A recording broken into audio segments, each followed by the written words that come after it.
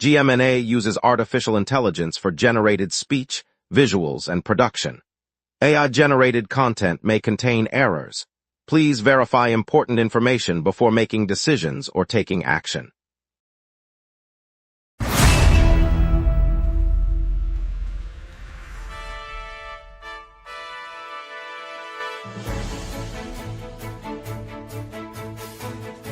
Live from the GMNA News Center, this is the Lunch Break News Hour. Good afternoon, I'm CJ Waterhouse. Tonight we start with a troubling stabbing in the Ville-Marie district, then look at an ARTM study that could pull thousands of cars off our roads with an orange line extension. Traffic's mixed with several closures and the weather's a pleasant high 70s. Over to you, Jeff. The Red Bull Dance Your Style Canadian National Final takes place today at the Centre Pierre Charbonneau, featuring 32 dancers from across Canada competing for the title.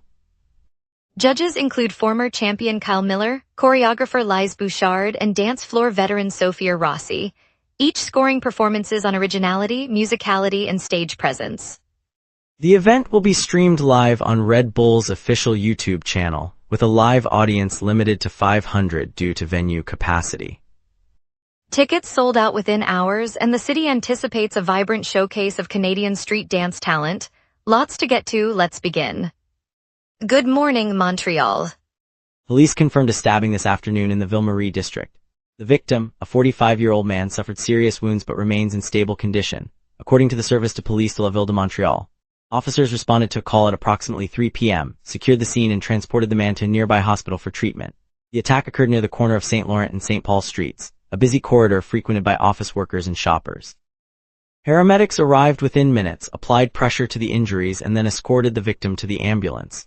Investigators have not released a motive and are reviewing surveillance footage from surrounding businesses. No arrests have been announced, and police have asked anyone with additional information to contact the SBVM. The department will provide updates as the investigation proceeds.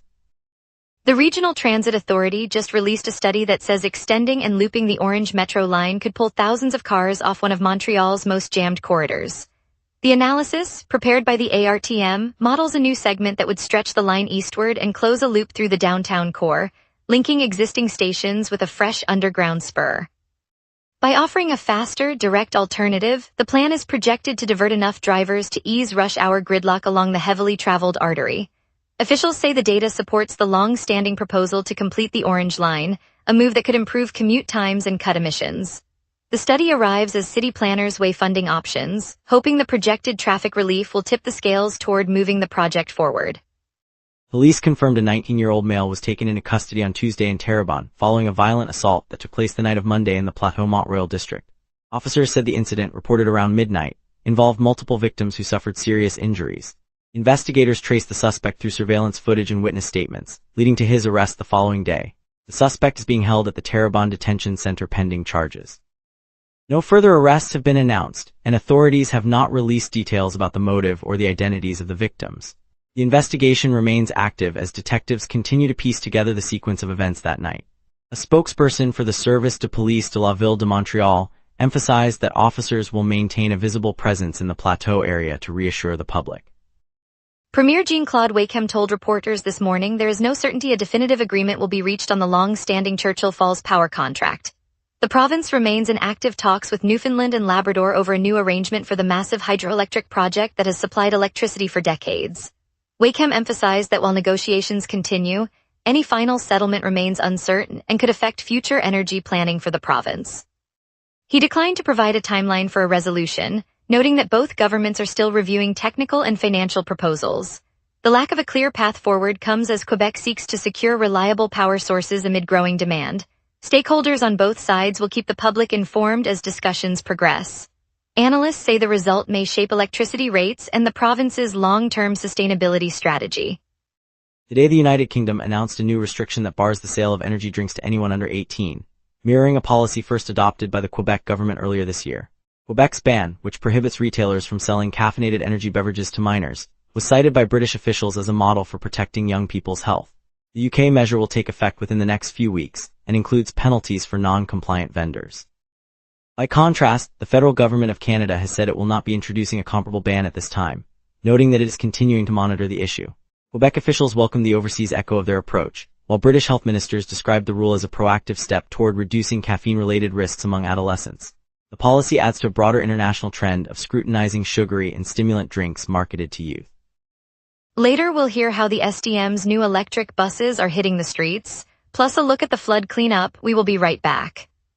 Watch the local sunset tonight at 6 p.m. for all your local Montreal news.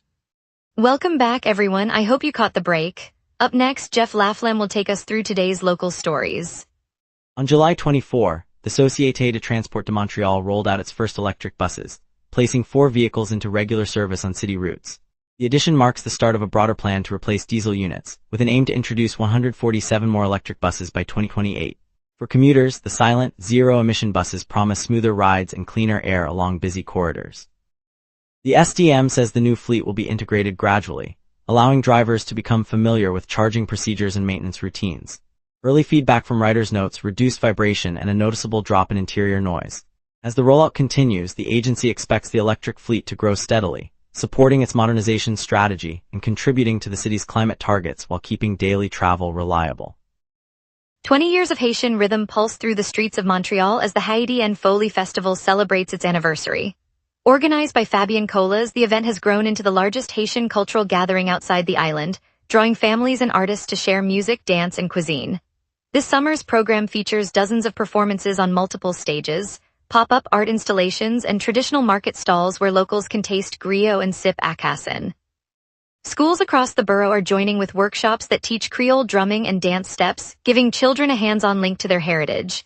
Vendors report steady crowds, and the city's parks are buzzing with vibrant colors and the scent of spice. As the festival continues through the weekend, residents can expect new shows each night, keeping the celebration alive well into the week. Residents of Pierrefonds Roxborough have been laboring through July to clear the remnants of June's severe flooding. After weeks of intense rain, streets and basements were inundated, leaving behind mounds of floor panels, gypsum board, and other construction waste. Volunteers and homeowners alike have been hauling the material to dumpsters, repairing water-damaged walls, and restoring driveways. Municipal crews provided limited assistance, but most of the work has fallen to the neighborhood itself. The cleanup effort, now in its second month, underscores how the June deluge continues to affect daily routines, from commuting to home repairs. As the community clears the debris, the lingering moisture has also prompted extra checks for mold and structural integrity. Officials say the area will be monitored for any further damage as the season progresses. Neighbors have organized informal schedules to share tools and transport, easing the burden on individual families. CF Montreal completed a trade with the New England Revolution on July 24. The club brought in forward Brian Ceballos, sending defender dagger Dan Thorhalson in the opposite direction along with $500,000 in general allocation money. The move gives Montreal a new attacking option as it looks to boost its lineup for the remainder of the season. Ceballos, previously with the Revolution, joins a squad already featuring several rising talents, and his arrival was confirmed by both clubs after the financial component was agreed. Thorhalson heads to New England, where he will add depth to their defensive line. The allocation money exchange reflects the value both teams placed on the players involved, and fans can expect to see Ceballos in training this week. He is expected to feature in the upcoming match against the league leaders, giving supporters another reason to fill the stands. Yesterday, a 22-year-old man was left seriously injured after a street brawl erupted in the downtown core. Police responded to reports of a heated altercation around mid-evening, but no arrests were made on the scene. Emergency services rushed the victim to a nearby hospital where doctors say his condition remains critical. Witnesses described a sudden flare-up between several individuals, escalating into a physical confrontation before bystanders could intervene. The incident underscores the potential for ordinary evening outings to turn dangerous without warning. Authorities have launched an investigation and are reviewing surveillance footage to identify those involved. The fight broke out near St. Laurent Boulevard, a busy evening route. No weapons were seen and the man was taken to Hôpital du Sacré-Cœur. Residents are advised to remain vigilant when moving through busy corridors after dark, as police continue to seek information about the perpetrators. Now let's check in on your afternoon outlook with our weather teams. A stubborn high-pressure ridge is weakening under a northwest jet, letting an unsettled wave edge toward Montreal. On this date, Montreal once sweltered to 31 degrees Celsius, a record set during the unprecedented heat wave of 2020. That same day, the thermometer also touched the high 20s, proving the ridge was relentless. Conversely, the coldest reading for July 25 fell to 9.1 degrees in 2013, when an Arctic blast slipped unusually far south. Normal July, Highs hover around 26 with lows near 18. So today's 25 to 29 degree range sits comfortably between the historic extremes. The live radar shows a completely clean swath across southern Quebec, with no echoes over the city or the surrounding hills. That emptiness reflects the dominant high-pressure system, which is still capping ascent and keeping the lower troposphere dry. Meanwhile, the northwest jet aloft is only modestly steering any distant disturbances, so no precipitation is expected to arrive before the evening. With the screen clear, we now turn to today's outlook. At noon, Montreal sits at 21 degrees Celsius under a clear sky, humidity around 67%, and a light southerly breeze of 8 kilometers per hour. The high-pressure ridge that has dominated the morning is beginning to fall, allowing a weak northwest jet at 37 kilometers per hour to edge over the region. That subtle jet shear nudges a trailing trough closer, which will raise temperatures to a peak of 29 degrees by mid-afternoon before a slight dip to 28 at sunset. UV index reads 7, and the maximum wind stays near 10 kilometers per hour from the southeast, well below any gust concern. No weather alerts are active, and with the atmosphere remaining dry, the day will stay clear through the evening. Let's now look at the 5-day picture. Sunday will stay overcast with highs topping 29 and lows holding near 17, a modest dip from today's peak. Monday brings a return to clear skies and a high of 29, yet the forecast shows a 35% chance of rain in the afternoon as the weakening ridge loosens. Tuesday climbs to a warm 30 for the high, yet a 50% rain probability and thick cloud cover keep the temperature feeling milder. Wednesday marks the wettest stretch, with a high only 20 and a 70% chance of rain, the lingering trough finally deepening. Thursday cools further to a high of 22 and a low of 18, featuring drizzle and a 45% rain chance. The pattern shifts from a brief summer warmth back to a cooler, rain-laden stretch, highlighting the transition toward early autumn. And that's your weather. Remember, the lunch break is also available as a podcast. Listen anytime on Spotify or wherever you get your podcasts. Traffic, snarled with road closures, the Canadians are shaping the league's youngest roster, and Boda Boda adds guided sauna experiences. We will be right back. Watch the local sunset tonight at 6 p.m. for all your local Montreal news. Pontiac Cartier is fully closed both ways for an event, pushing east-west traffic onto Victoria Bridge and the Villeray-St. Mitchell crossing. Boulevard de l'Acadie cannot feed onto Autoroute 40 eastbound, creating a bottleneck that backs onto Rue Notre Dame. Rue Saint-Urbain over Autoroute Ville-Marie remains blocked, diverting downtown commuters onto Rue Saint-Laurent. Ville-Marie Tunnel on Autoroute 720 reports a major hindrance, adding up to 15 minutes of delay for vehicles heading downtown. Louis-Hippolyte Lafontaine Tunnel between Longueuil and Montreal is under refurbishment, limiting capacity. Service Road between Tellier and Notre Dame loses a lane, and the Bonaventure Expressway near Victoria Bridge runs with an eastbound lane shut. Westbound Claimant Bridge is down to a single lane for beam repairs, while Descurie Expressway southbound stays closed between the interchange and Jean Talon. Southbound Henry Bourassa carries only 2 of its 4 lanes. No transit disruptions are reported, so the metro and bus network run as scheduled. Expect these conditions to hold through the afternoon. J. Cole lights up the Bell Center tonight, delivering a hip-hop showcase that's a must-see for fans and casual listeners alike. He'll drop new tracks alongside classics, keeping the vibe alive. At Village au Pays du Courant, the Red Bull Dance Your Style Canadian National Final pits the country's top street dancers against each other, with the winner earning a spot at the World Final in Zurich. Judges score on style and originality, so expect surprise moves. Ariana Grande rolls into the Bell Center Friday, promising a pop extravaganza that will dominate the city's music scene through the weekend. The show promises dazzling lights and a sing-along setlist. Cirque du Soleil's Echo exhibition is on display at Time Out Market, offering an intimate glimpse behind the curtain for anyone craving circus magic without leaving downtown. Kids can try mini workshops while adults soak up the behind-the-scenes photos. And now here's Jason with sports. Here's the latest on Montreal's teams and the stories shaping our sports scene. The Habs confirm they will again field the NHL's youngest roster, keeping the rebuild momentum alive. Former star Martin St. Louis even presented a Canadiens jersey to comedian Jerry Seinfeld during a recent event, underscoring the club's community outreach as the new season approaches. Toronto's AFC side secured a 2-0 victory over the Montreal Roses on Thursday, moving into sole possession of third place in the Northern Super League. Goals came from Lauren Rowe and Kaylee Hunter in the second half, while goalkeeper Sabrina D'Angelo recorded 2 saves for the hosts. The Canadians announced the addition of former Lightning assistant Derek Lalonde as an associate coach, a move praised by analyst Aaron Ward as shrewd. The hire bolsters Montreal's coaching bench as the organization continues to shape its roster and staff ahead of the upcoming campaign. Boda Boda, the floating spa anchored in the Old Port, just unveiled a guided sauna experience as part of its latest expansion. The health-focused oasis, already known for its river view hydrotherapy pools, now offers structured sessions led by certified therapists, blending heat, aromatherapy, and community conversation. The new area responds to Montrealers' growing appetite for social connected wellness, giving locals and tourists a place to unwind together while still enjoying the city's skyline. By extending its program, Boda Boda draws more foot traffic to the waterfront, supporting nearby cafes and artisans and reinforcing the Old Port as a vibrant hub of health and hospitality. It's a reminder that caring for ourselves can also nurture the pulse of Montreal. Stay tuned for a heartwarming look at Montreal's Haiti and Foley Festival celebrating its 20th anniversary. A true community triumph. Coming up tonight at 6, the local sunset. Your neighborhood, your city, your news. From city hall decisions to the stories happening right on your street, we cover what matters most to Montrealers. Join us tonight at 6 p.m. on GMna for the local sunset, Montreal's evening newscast.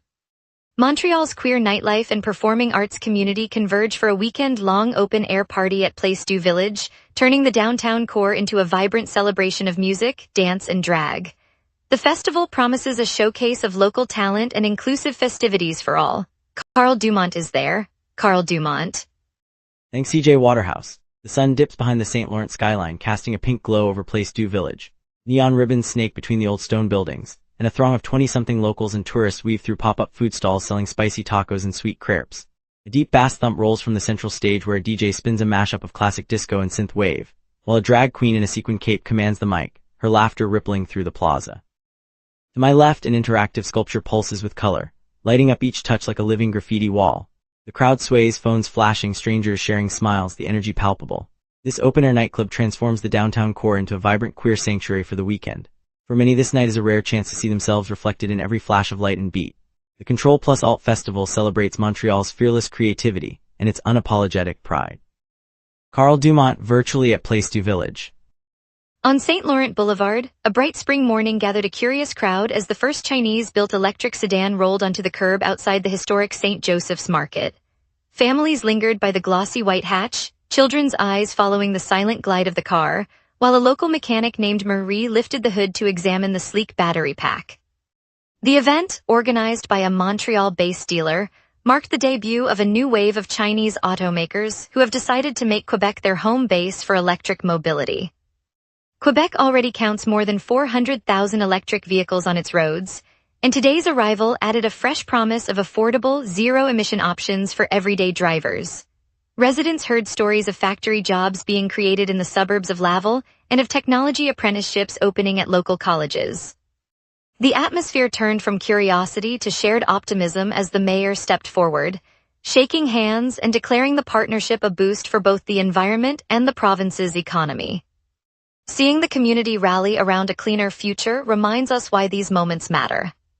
On a crisp Saturday night in the downtown core, the historic Place des Arts filled with a buzz that only a just for laughs gala can generate.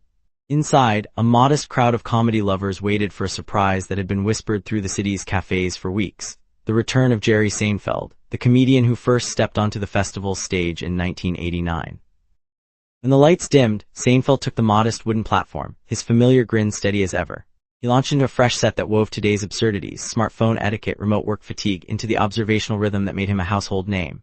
A vivid moment arrived when he paused, eyes scanning the room, and delivered a line about Montreal's infamous bagel queues that sparked a ripple of laughter so genuine it seemed to lift the vaulted ceiling. The audience rose in a spontaneous standing ovation, a collective acknowledgement that the city's love for humor had come full circle. It's scenes like this that remind us why Montreal's cultural pulse feels so alive. Thanks for tuning in, Montreal. Today's highlight was the SDM's rollout of brand new electric buses, a clear step toward cleaner streets. We appreciate your support and look forward to bringing you more stories tomorrow. Stay safe, stay curious, and see you back on the lunch break.